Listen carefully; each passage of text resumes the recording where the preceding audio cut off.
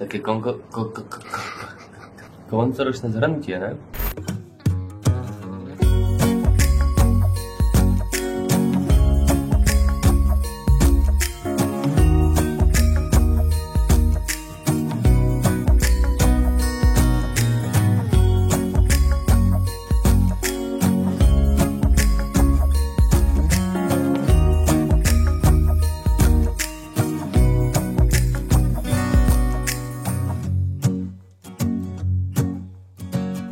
No, ďakujeme, že ste pozerali všetky videá, ktoré sme tento rok urobili. Vlogy, také tie videoblogy, také tie edukačnejšie, tých bude viacej budúci rok. Digital Hot Shots sme spravili 32 dielov Digital Hot Shots, 32 týždňov sme točili videjka.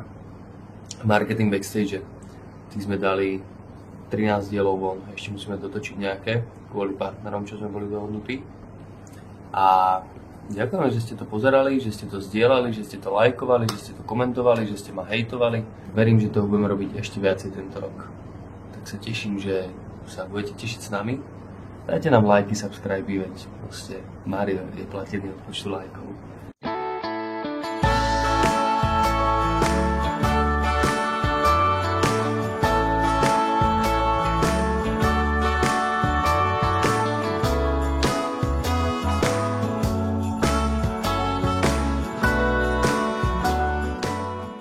No, čiže toto je vlastne posledný vlog v tomto roku a preto fakt, že díky za to, že to pozeráte. Strašne veľa správ chodí od vás, aj keď ja viem, že ja nemám tak veľa subscriberov, ani nič proste, ale už teraz chodí od vás strašne veľa správ, kde proste ďakujete hlavne za Marketing Backstage a za Digital Hot Shots, čo je taký akože kvalitný edukačný obsah, edukatívny, teda teší nás to a preto nás to aj baví robiť.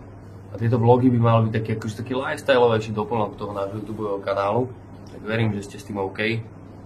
Kľudne mi napíšte váš názor na celý náš YouTubeový kanál do komentárov, že čo si myslíte, že čo by sme mali robiť inak. Vieme, že máme zlé audio, teda zvuk, takže ma je občas zle počuť. To ideme riešiť hneď v januári.